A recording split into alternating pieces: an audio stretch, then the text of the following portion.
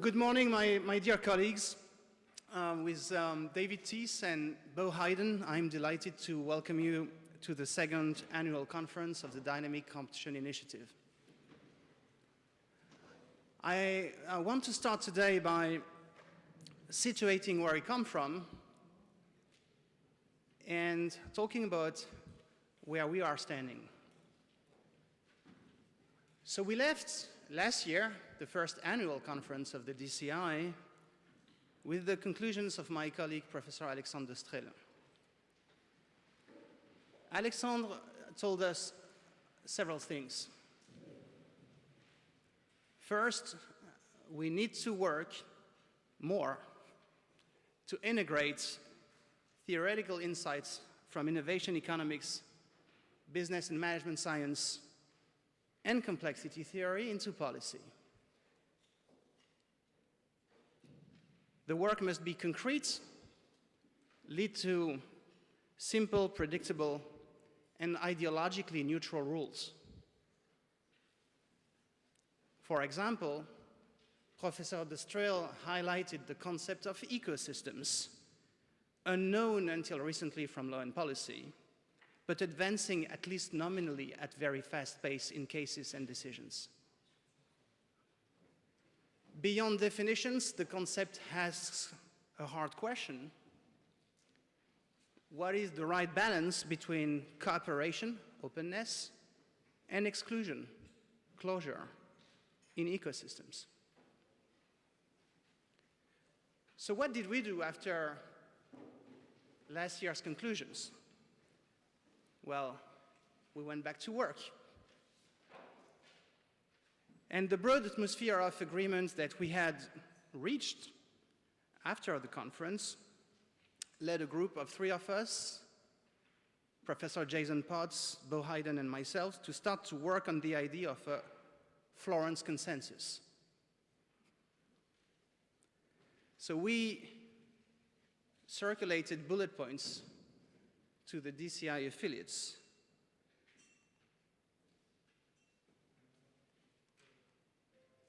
And as you can see from the slide, the project was a bit premature.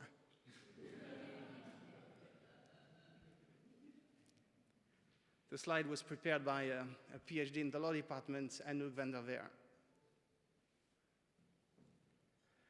We nonetheless came to some points of consensus, and I will highlight three of them. The first one, current applied economics understand relatively well the relationship between competition as the input and innovation as the output. Second,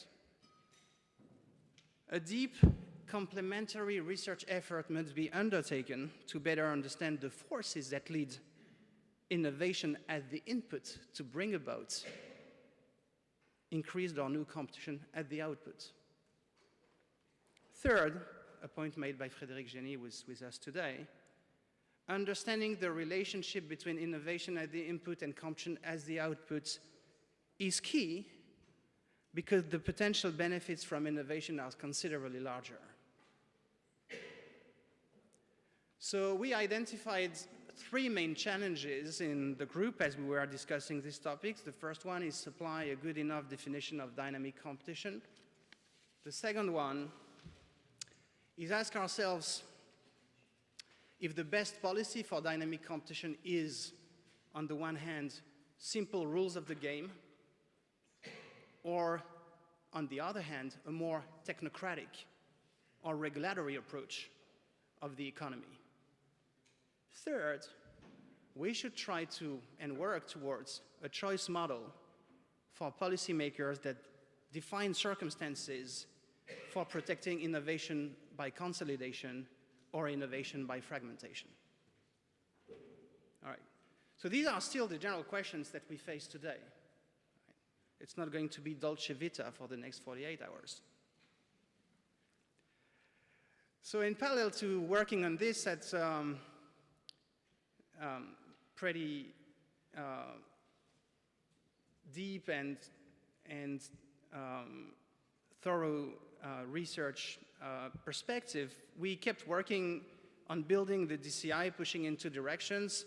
I often like to liken the DCI to a multi-sided platform. We want to bring all sides on board, so we've tried to broaden our group of interlocutors, trying to bring together IO economists, innovation economists, business and management scholars, industry participants, and policymakers together. This is what we have today in the room, and I'm very happy about this.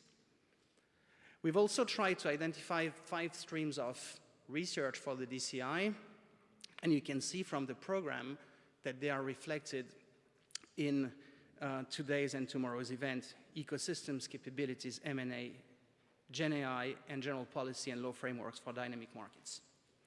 Okay, what happened outside is interesting. As we were working on all these things, earlier this year, at least for Europeans, the Draghi report told us that we are facing an existential risk of economic, social, and political extinction. I'm almost using his words. Draghi says that Europe didn't manage to derive as many benefits as the US from the wave of dynamic competition brought by digitalization. The gap is technological. The gap is digital, says Draghi. Draghi tells us that Europeans failed and still fail to leverage the benefits of digital technology to create firms that can scale in Europe and bring prosperity to the European population. Draghi has told us that the EU regulatory stance towards tech companies hampers innovation, his words, quote. The existing situation has benefited legacy industries like automotive, where the marginal productivity gains are very small. The report calls for more consolidation in specific industries and believes that conditions conducive to the development of more ecosystems between large and small firms, venture capital companies, and universities is urgently required. So this is not clear where all this leads us for competition, industrial, and innovation policy, but Draghi calls for, again I quote, drastic changes. So what I want to say here is that the mood seems to be swinging compared to last year. There seems to be a tendency to want and call for a form of error correction window compared to the cycle of extreme policy confidence that we've seen in the past 10 years towards expansion of regulatory targets and so on and so forth.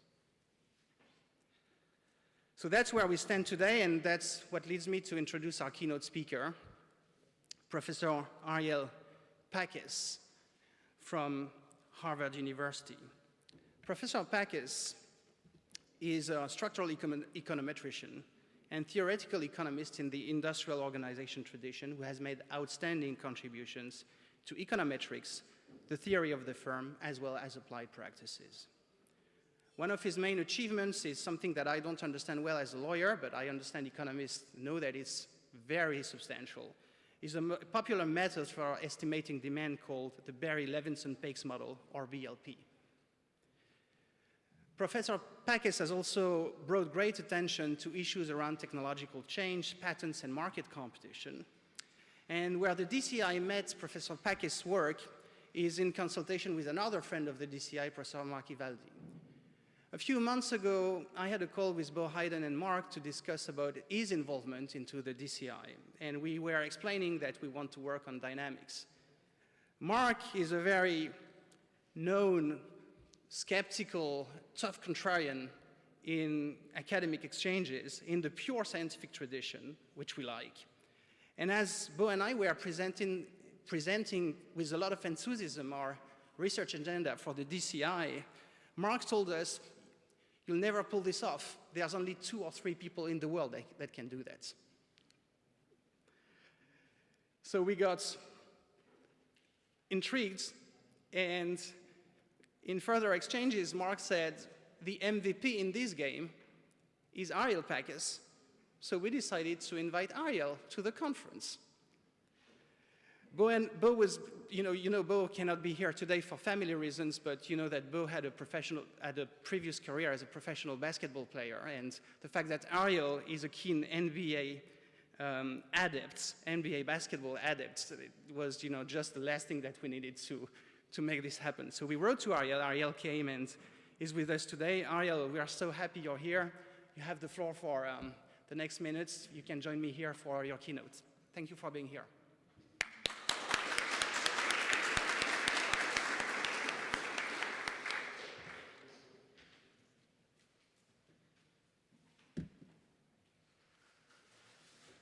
Thank you, Nicolas. I'm not sure I'm going to answer any of Nicolas's questions, so you'll have to bear with me. Though I do have some opinions on them, which maybe we'll share later in the day. I was going to talk today about empirical work on dynamics, and the way I'm going to do it is I'm going to give you a tour through some examples which illustrate what we can do now, okay? We'll go from the simplest to the more complex. So there's, I can't actually read this screen, so I'm going to have to stand a little bit to the side. There are three things I want to point out. Okay. So most of what's been done in empirical work has been on static models, okay? That is price-setting models or quantity-setting models, usually price-setting models. And their advantage from the point of view of this conference is you can use them to investigate past changes, okay? So you can see we now can structure a market, we can find out profits and welfare. And because of that, I can go backwards and reconstruct things and tell you more or less what happens. So I'll give you three examples of that in a second, okay? The second thing that's changed is really computerization. Computerization and the data that comes from computerization, that's enabled us to do a lot that we couldn't do before, okay? I'll give one example about pharmaceuticals.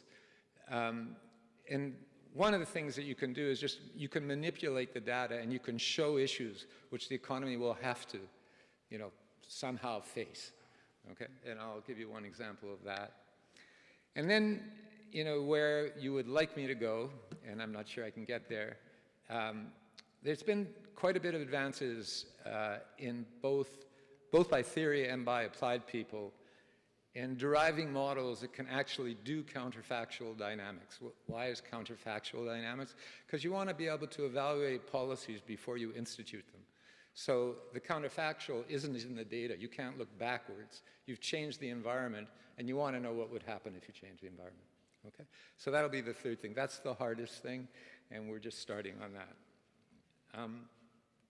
So I'm going to give you three examples, and I'm going to do it with pictures. Okay? So the first one is, and they're about 10 years apart, each of them. I picked it on purpose. The first one is the breakup of AT&T. Okay? So I'm going to give you a study of what happened to productivity in the equipment industry. AT&T wholly owned Western Electric, okay? And when Judge Green partitioned it into 7 companies, they weren't allowed to have an equipment subsidiary, okay? For that particularly the reason they were worried about, okay? So productivity, this is actually quite important, and it escaped the profession, and I think many economists for a long time. Productivity, the way we can measure it is price times quantity, not quantity. Is that clear? So what you're measuring is revenue per some index of inputs, okay? Now, the good thing about that is firms whose revenue per index of input is high grow, and firms whose revenue per index of inputs don't grow and sometimes exit, okay? So that's what you're measuring. That's not directly welfare, okay? Because it's price times quantity and not just quantity or not just price. Okay, so let me show you what happened. I'm just going to look at the table down below. So one thing you can do once you've done all the estimation is you can follow productivity over time, okay? And you can divide productivity into two things. The average productivity, this is just an identity, it has to be true, okay? The average productivity of the plants in the industry, okay? and the covariance between productivity and output. What does that mean? Do firms who are more productive have more output? Okay?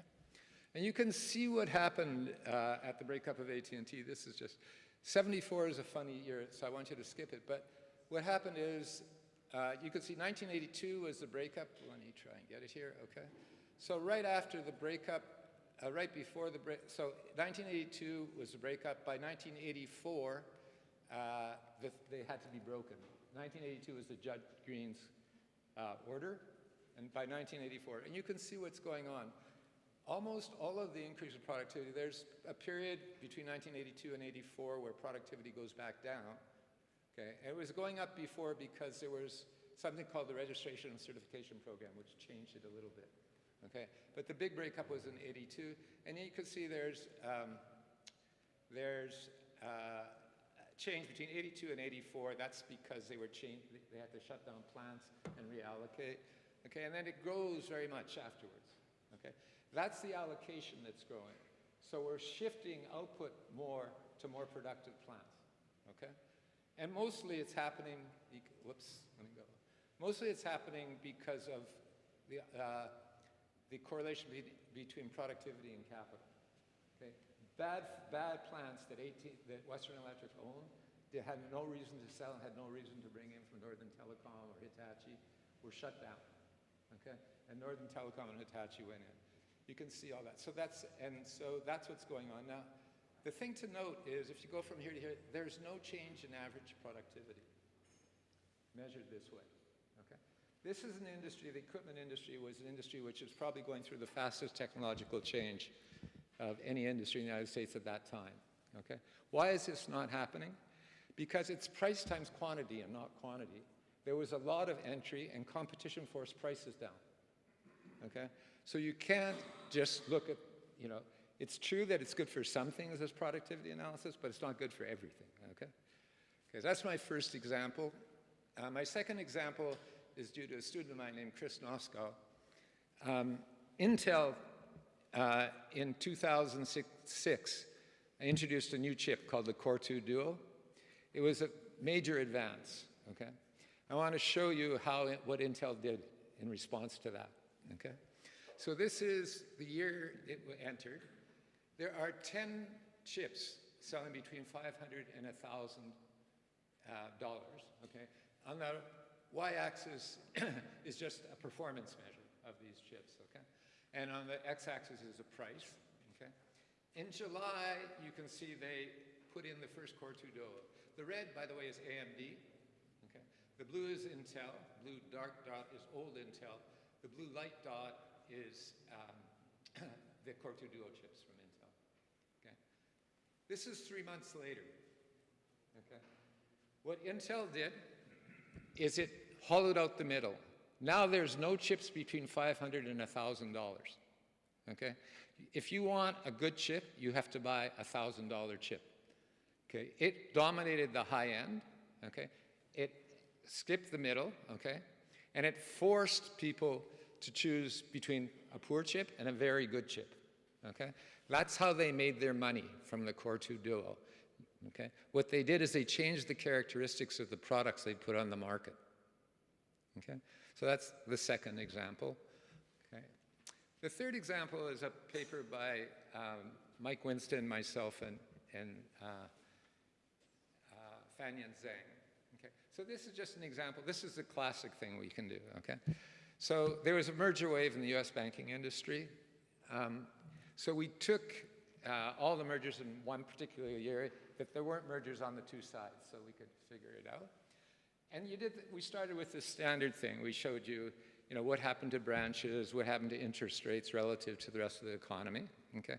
And then what we did that's new, okay, is we took our demand systems, which is what Nicholas was referring to, okay? And we can use the demand systems to find out the effect of different things on welfare, because we estimate how much people care about price, how much people care about branches, how much people care about other quality dimensions.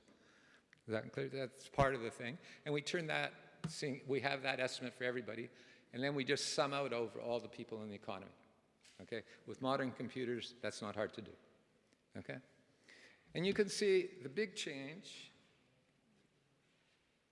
The total welfare change, these are percentages, 8.7%. The big change was because of branch changes. The distance people had to walk to branch and the amount they cared about that, okay? Or businesses also. And there was also a change in interest rates that went down. These are both three stars in modern significant. It means it's significant at any level, 0.001 actually.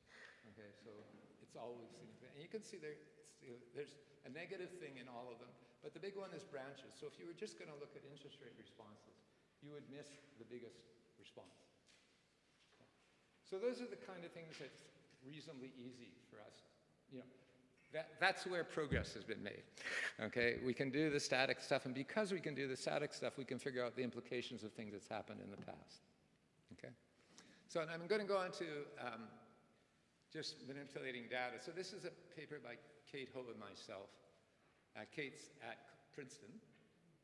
And I want to look at, so recently, and actually big time now with the American elections, there's been a lot of political pressure to decrease the prices of pharmaceuticals. Okay? And the European Commission has also decided, well, has a proposal out, which has been voted in by but has to come back to the Parliament, to centralize pharma purchases. Okay, so they did that for the COVID vaccines. Okay, and now they're thinking of doing it more generally. Okay. Why are these two things connected? Because pharmaceutical research, okay, produces an international product, just like climate change. Okay, we develop something in the United States. We develop a cancer drug in the United States. You use it in Europe. Okay, so the benefits are spread over, and actually so I'm going to talk about the top 15 firms by capitalization. So 3 of those are European and 12 are American. Maybe one's Japanese. Okay. So, whoops, I want to go back. How did I do that? No, I want to go the other way. What am I doing wrong?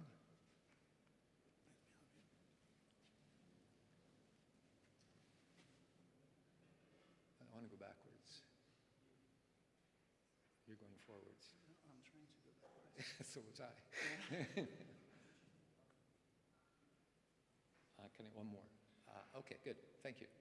Sorry about that. No problem. So what we did is it's pretty easy to go back and get some figures on this, okay? It used to be not so easy, but now it's pretty easy. So the first thing we did is look just at the US economy, okay? And we asked, what are the costs and benefits from research in pharmaceuticals, okay? So if you go back to the health literature and you figure out what the health literature thinks happened because of increased pharmaceuticals, lifespan increased about 0.3 years per decade, just because of pharmaceuticals, 1.3 years for everybody, okay, for everything. And then morbidity also decreased, especially for the people over 65, okay? Okay, if you just put the numbers together over a decade for that, and you use the minimal value of life, which is $100,000 a year, that's the minimum those guys use, okay? And that works out to be $3 to $4 trillion a decade, okay? Now, you can ask, what's the cost? So when I say costs, some of them are done by firms, and some of them are done by the National Institute of Health and various research organizations, okay? The costs are about $900 billion during that decade, okay? And 80% of them are by firms, okay? So it works out, by the way, it's sort of interesting. The NIH was involved in almost all but 2, okay, of the new pharmaceuticals that actually went through the FDA and got marketed, okay? But their involvement is a small stake relative to the firm stake because they do all the applied stuff and they have to go through the FDA with all the trials, okay? So 80% of the cost of this is by private firms, okay? Now I can go further, okay. So the proposed solutions in the US have been to bargain Medicare prices with a quasi-governmental agency. Let me say every European country bargains prices, but the United States doesn't, okay? And then one state, Florida, which has a lot of old people, so a lot of drugs, okay, has allowed the importation of drugs from Canada. Canada's got the second, thank you. Canada's got the second highest drug price in the world. US has the highest. I'll show you exactly how high in a second. Okay? So what we did is we looked at the top 15 firms, and we asked, what would happen if their drugs, okay, got their prices all decreased, were decreased by these two policies, okay? So the Medicare can now, Medicare, by the way, is 30% of US purchases of drugs. Medicare is for the old people, okay? That's probably about equal to European purchases of drugs, okay? It's close, okay? So it's a big deal, bargaining with Medicare, okay? So what would happen if, in fact, these things occurred? So all the prices of, so Biden in his State of the Union address this year, they're now, I should take a step back, not everybody's American. The Inflation Reduction Act has just been passed in the United States. That gives the Medicare the ability to bargain for 10 drugs. Okay, these are older drugs. They're not terribly important right now. But Biden in the State of the Union message said, we're going to do it for 500 drugs. That's essentially all the drugs. Okay? And then in addition, so Medicare is now going to bargain, and in addition, we're going to allow these 8 states to implement, to bring in drugs at the Canadian prices. This would cause a 20% decrease in the margins of these 15 countries. It's of these 15 companies. It's just a weighted average of how much it would go down in each country. Okay? So, so we're facing this trade-off. So again, these are the companies doing the R&D. Okay? They're all the big companies that you've heard of. Okay? Eli Lilly, Amgen, SmithKline. Okay? They're going to lose 20% of their margins. It's very hard to imagine that their R&D policies will go down. This is the returns to their R&D. Okay? So there's a trade.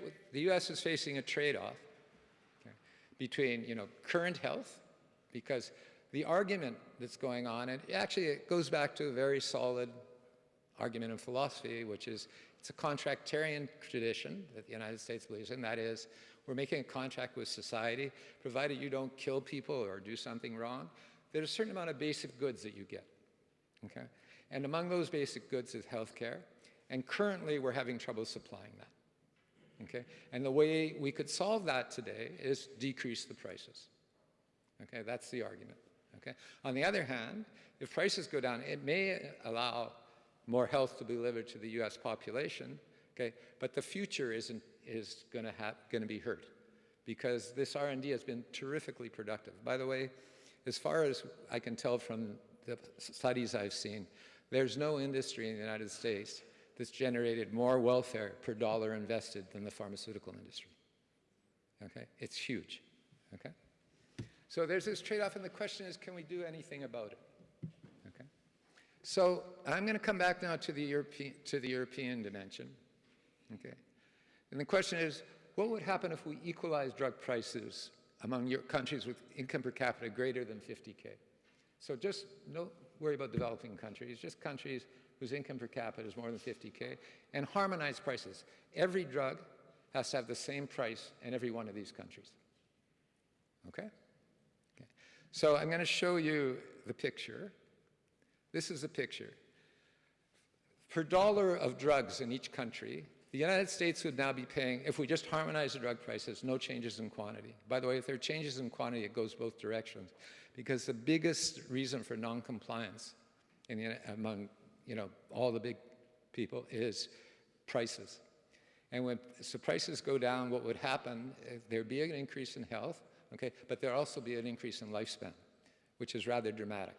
It's about 18% for the poor people, okay? So you'd have to count benefits too. So the US prices go down to 0.43 per dollar. Canada, which is second, would go up to 1.28, so they're 28 cents more per dollar. Okay?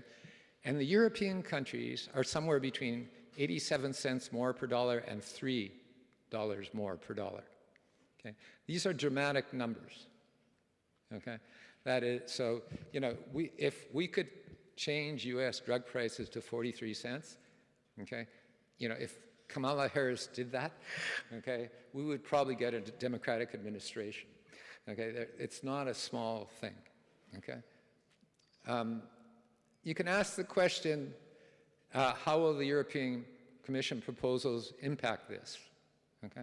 The answer is, what they're going to do is they're going to aggregate all purchases in one body. Okay, this is a proposal anyway, okay? That says that when they're bargaining with the firms, okay, Europe's going to have much more leverage. Before, I was bargaining with the Netherlands, okay? If the Netherlands didn't take it, okay, it didn't kill us, okay? But Europe is big, okay?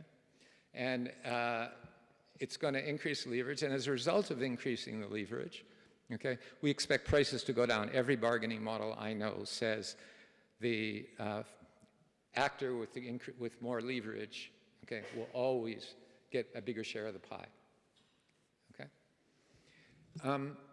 You can ask the question, so what Biden said, and what's in the IRA, the Inflation Reduction Act, is if a company doesn't abide by the bargain prices, Medicare is going to stop buying from them. That's the threat value, okay? We could do that with Europe. We asked the question, and again, it's easy data to get now, okay?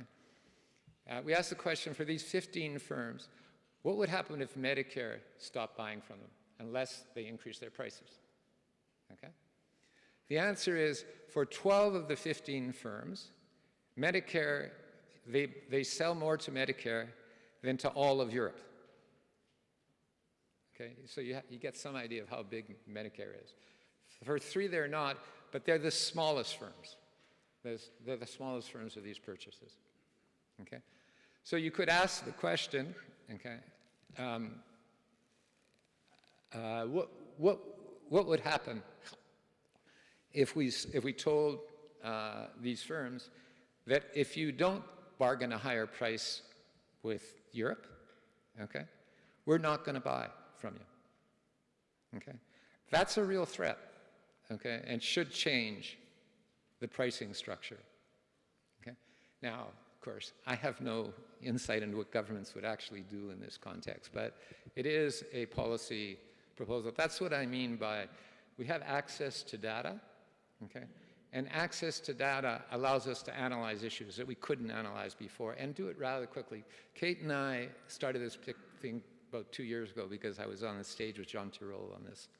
And, you know, in 2 years, we had a research assistant, okay? And it just took months to get this done. It's actually coming out now, okay? So, okay, so those are the 2 things that we can do pretty easily. Easy is too strong a word, but it can be done, okay? I want to go now to available dynamic models. Okay, so what we did when we did the static stuff is essentially we took the framework for analysis from our theory colleagues. We didn't really even try and change that, okay? And then what we did is we figured out empirical ways of adding the institutional detail needed to actually analyze an actual market, to actually do an empirical work on actual markets that made sense. So most of the theory you know underlying this, and people will get angry at me for saying this, but they're what I call toy models, okay? They're there to illustrate what can happen. You would never use them in an empirical work because they're just too stripped down. You know, there's a linear demand curve, there's particular timing assumptions, there's all sorts of things involved in it. And the only thing we did is we said, okay, we can give you a framework, okay, which is rich enough that we can introduce heterogeneity among firms, different characteristics of different products that are sold in the same market, and so on, okay, and different firms with different productivities. And then we're going to redo it, okay? We tried to do the same thing when we went to dynamics, okay? We took the theory models off the shelf, okay? And we tried to work with them, and it wasn't very successful, okay? Nowhere nearly as successful as the static models. So there are different reasons why they aren't successful. I want to focus on one today, which we've made some progress on, okay? So the theory models assume that each agent knew their competitors' policies, and the properties of all the exogenous processes going on, and they just maximize condition on those perceptions. Okay, that's essentially what's going on. This generated an equilibrium where agents' perceptions of the returns to their investments or their policies, okay, were at least on average correct. Okay, so there can be noise in the system, but at least on average they're doing the right thing, conditional on what they know. Okay, so these are generally called Markov perfect models. Okay, so the complexity of these issues had two things which hurt us.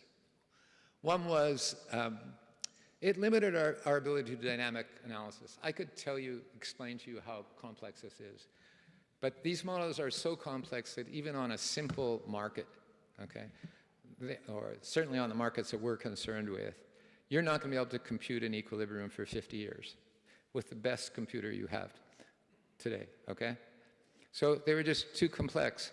So the work that was done had to simplify too much, and we got back to something more like computational theory, okay, which were toy models again, okay?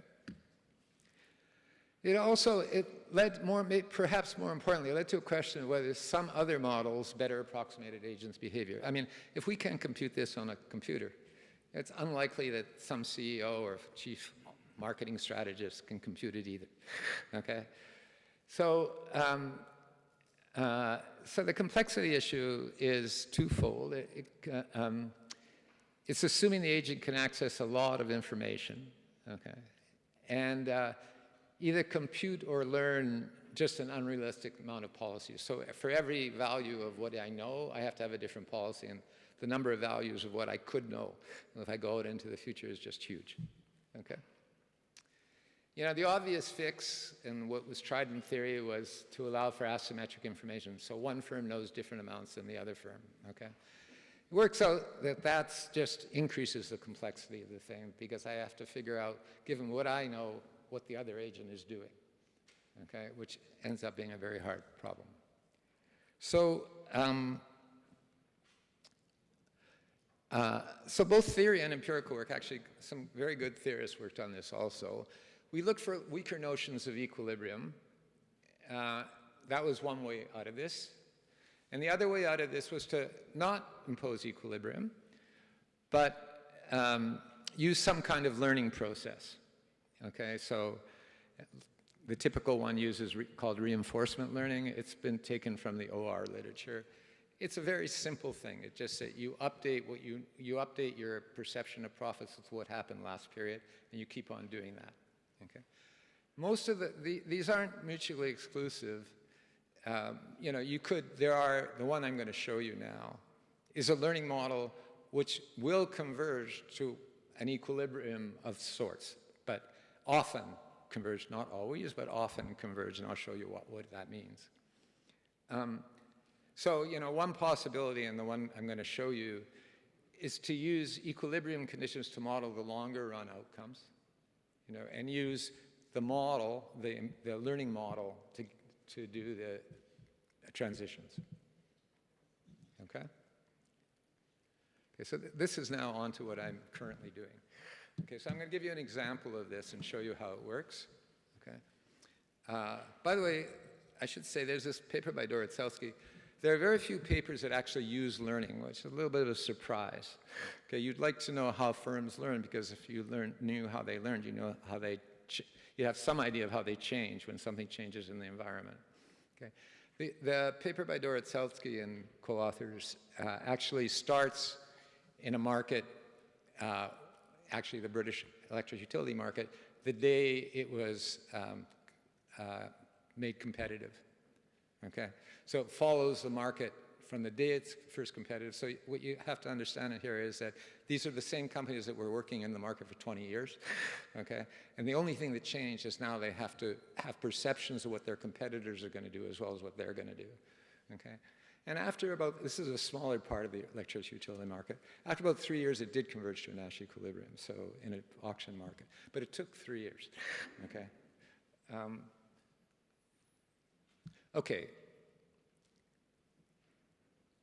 Okay, now I'm going to go to this paper with Pierre Dubois. Pierre is at Toulouse, I'm going to explain to you how it works.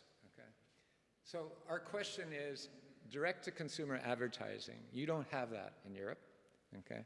Direct-to-consumer advertising, you go on TV and you tell people, if you have ulcers, you can take Tagamet or Axit or Pepsid or whatever it is, okay? And it's sort of, okay? It's only allowed in two developed countries in the world for patented pharmaceuticals, the United States and New Zealand. In the United States, it was a big issue, and it's only since 1997 that it's been allowed on TV, okay? So there's a question of, do we want to allow direct-to-consumer advertising? Okay? Most of the world doesn't, okay? What are the benefits? So the arguments against allowing for it are excessive use. There's incentives for excessive use. You want to advertise and get somebody to buy your stuff, okay?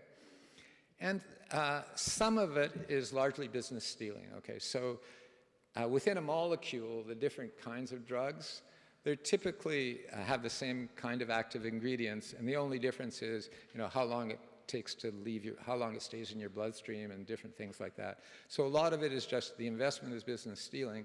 One firm, Tagamet, takes from Pepsid or vice versa, okay? And there's no net benefit. There's very little net benefit to society, okay? Whether that's true or not, that's the argument, okay? The argument for is it makes consumers aware that they can treat a condition before it becomes serious, okay? So this is particularly important for people who do not see doctors, or typically low-income people who do not see doctors regularly. So the classic case of this is ulcers. So ulcers has essentially disappeared in the United States. But in my parents' generation, there were a lot of people with ulcers, okay? Ulcers disappeared because 50% of it comes from heartburn. That overly develops. So people who eat rich foods and poor people who don't see doctors, okay, are going to get ulcers. Ulcers is a very serious condition. You go in the hospital for a long time, you're never going to be the same, okay? You take these drugs, you won't get ulcers, okay? So, and it also helps, these things have been shown in the health literature. It also increases adherence to the drugs, so people actually take the drugs that they're supposed to take.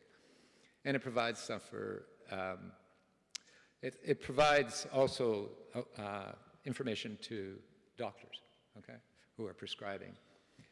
There's a second type of advertising, which is called detailing. This is bigger, about a little bit bigger than DTC, which is they send people out to doctors. They send agents out to doctors to convince the doctors that there's a new pill online and you should be taking this pill. You should be administering this pill, okay? So in order to analyze what would happen if we changed the rules for direct-to-consumer advertising, I have to know the response of detailing, okay? Which have to be a dynamic response because advertising today, okay, affects decisions over the future, okay? Okay. So this is where this is the way we did it. We started with a simple empirical model. What's a simple empirical model? We first find out what advertising responds to that's in the data. Okay, so we have variables in the data from these firms. We regress advertising and we see, what did it respond to? Okay, what factors did it respond to? Okay. Then what we do is we allow for, I should say this, we allow for what's called a serially correlated error. So there are things that the firm decides on the basis of that are in its information set that it can use to make decisions, but not in ours. We don't see it in the data, okay? So that's the error term, and the error term is assumed to be serially correlated. And you'll see that it ends up being very serially correlated, which just means we're missing a lot, okay? So the empirical model takes these variables that we get from the simple analysis, OLS, ordinary least squared, okay? And we say, let's just assume that their decisions are maximizing their expectation, the expected discounted value of future net cash flows, okay? They may be incorrect. Their perceptions can be wrong. Is that clear? That's fine. But I'm just going to assume that they are doing that, okay? Now, when we say maximizing the expected discount value of future net cash flow, really they're not, they have projects in mind and they're trying to do certain projects.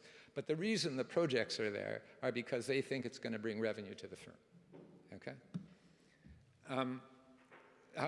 So we start by doing the empirical model, okay? And then we say, that should give us an accurate description of DTC in the sample, in the data, okay? Because we can see what they did in the data, and we're going to model that. We're modeling what is the only real assumption is they're maximizing given their perceptions, okay? Which might be wrong, and that's fine. It should do, and I'll show you how it fits in a second, okay? For the counterfactual, I can't do that. To ask what would happen if we changed the rules for DTC, I can't do that because I have to figure out how detailing and prices and everything else would respond. Is that clear? If I stop doing direct-to-consumer advertising, I change the incentives for everything else. Okay? So, so I'm going to use the equilibrium. So I'm going to give you the what's in the data and show you what the fit looks like in the data. Okay? And then I'm going to give you a model of equilibrium. Okay? This model is called experience-based equilibria. Okay? And it doesn't assume that everybody's always right. Okay? What it assumes is that when you visit a state, things that you do often, you learn how to do the best thing at it. And things that you don't do often, you never learn. Okay? That's the assumptions. Okay?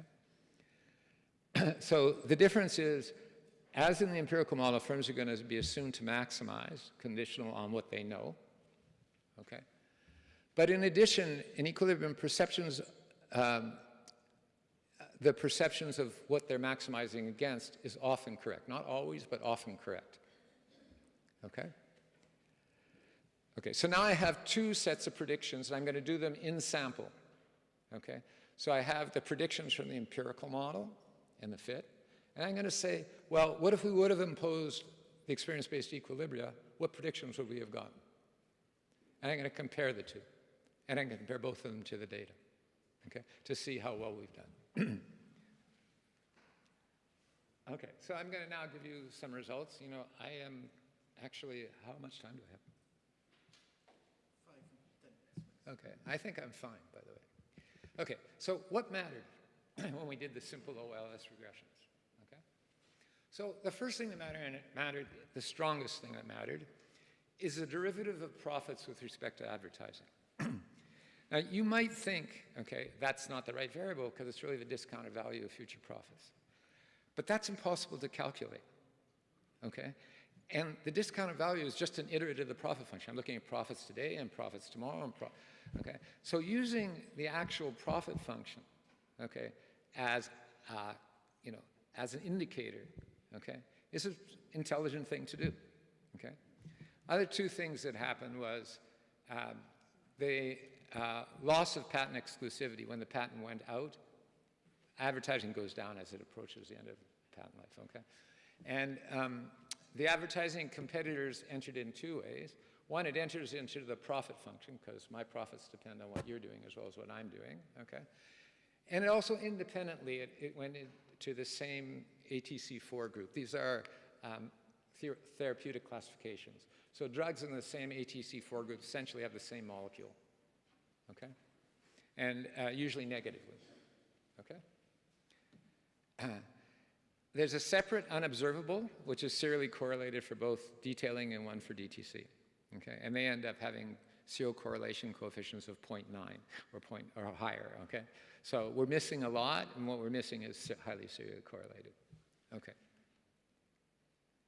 So I'm going to now give you some pictures, which I don't see. So there are 4 pictures here.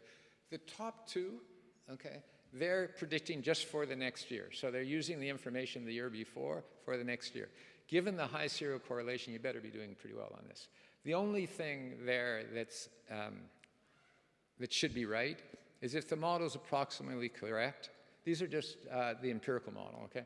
They should be distributed about that line. The line has the theory on the empirical model on the x-axis and the data on the y-axis, okay?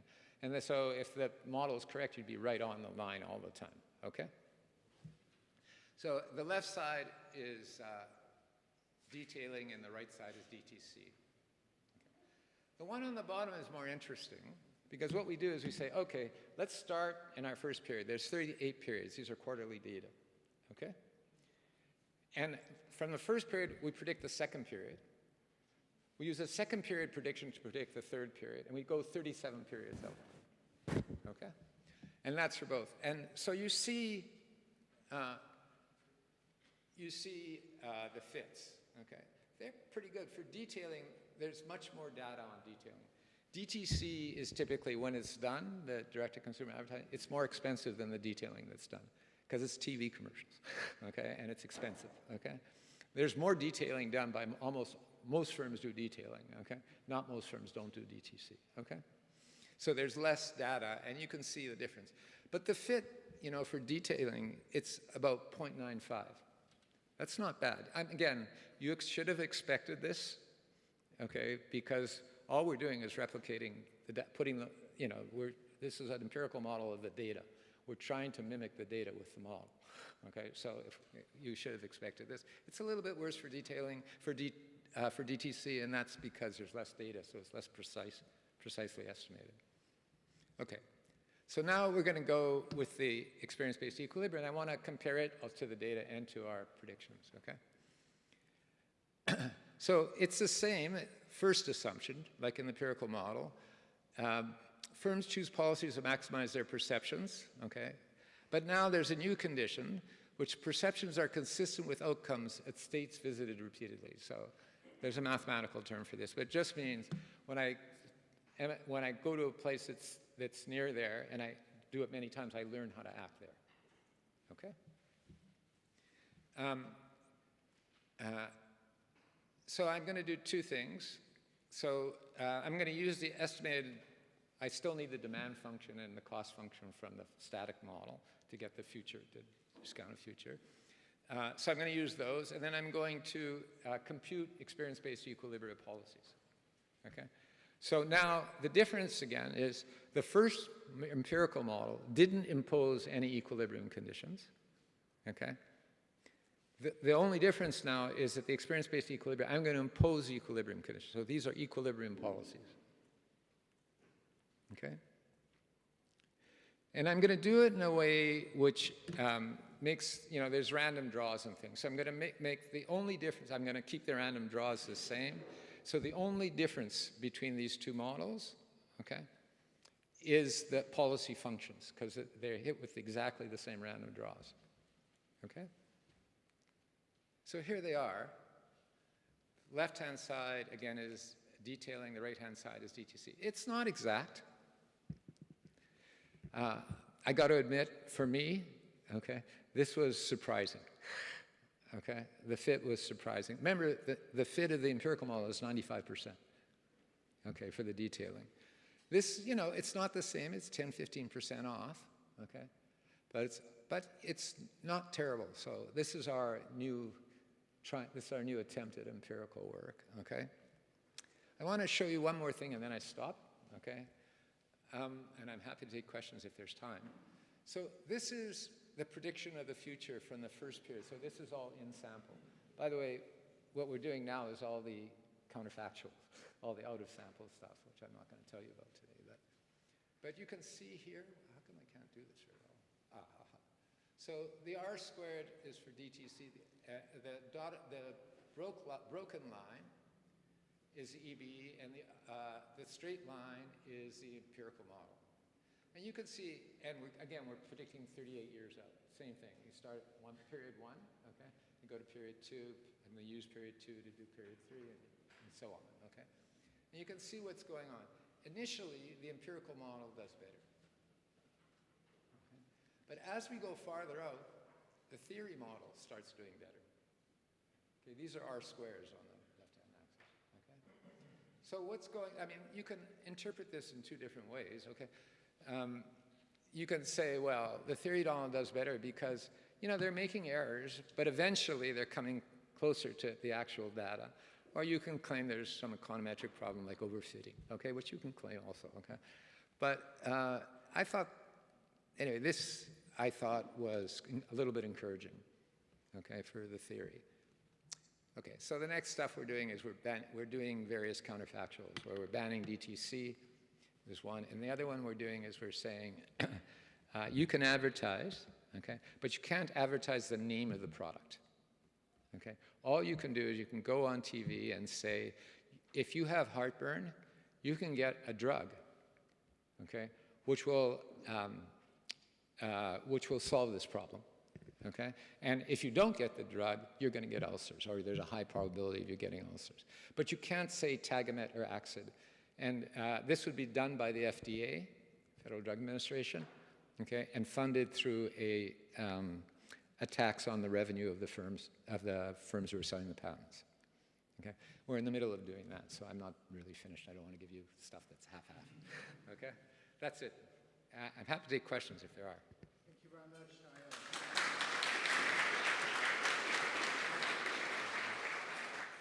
So we have 5 minutes for questions or comments, and then we'll do a short 5 minutes break. People stay in the room. We move to the next session. Thank you. Rich, go ahead. David. Ariel, is a stunningly elegant and comprehensive and complicated presentation. But let me see if I can draw some high-level lessons from what you're saying. First of all, you're saying that dynamics is hard, and you've taken us to the frontier of what's possible with dynamics, and we come away with a lot of humility. You're also showing us, with the pharmaceutical case, hey, look, this instinct that more competition is better, let's have auctions, is actually, in terms of loss of consumer surplus and benefits, is wrong. So that the instinct of the static view, which is more competition is better, so therefore let's set up auctions, isn't true when you look at the broader context. So what I see you're doing here is you're opening the lens, and you really have a systems view as well as a dynamic view happening together. And in as much as most of us in the competition agencies don't have either the data, the apparatus, the capabilities to do this kind of work, is there a mindset that you bring, that the agencies could bring to these problems so they don't make the mistakes that fall out of a static view of competition? Is there something of a heuristic? Are there heuristics that we can adopt that will lead us in the direction consistent with the kind of work you're doing, but don't require as much grunt? So, two things. Let me first answer something you said at the outset, which is, I don't think Kate and I, this is coming out in the proceedings of the National Academy. I don't think we told you that what we're doing in drugs are wrong. What we told you is there's a trade-off between the current and the future, and it's an important trade-off, okay? And you want to try and expand the production possibility frontier. That's what you want to try and do, and that's why we went to the European stuff. On your second part of your question, which is what can we do for the authorities? You know, on the pure dynamics, I'm not sure. For the things like Kate and I did, it's pretty easy to do it, okay?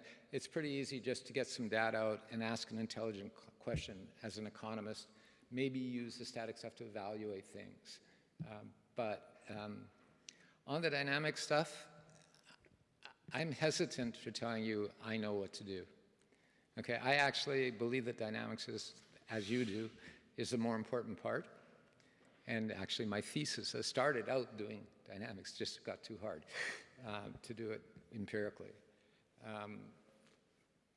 But, you know, some intelligent thinking, you know, I don't think, by the way, the models that are available, the theory, applied theory models, they really are, in some sense, toy models, okay? They're good, you shouldn't get me wrong. You find out what can happen. You can leapfrog, you can do this, you can do that, okay? And you can look in data to see if that's happening, okay? But you don't want to use any particular one of them to analyze a particular industry, I don't think. There's too much richness in the institutional detail. You actually have to know the institutions. I'm hoping that I'll learn something today from your guys' discussions about that. I go to this conference every year at Northwestern, Rich goes also, and the reason I go is that.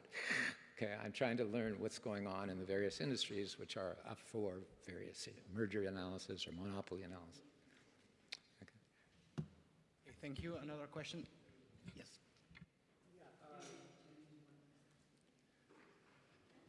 There we go.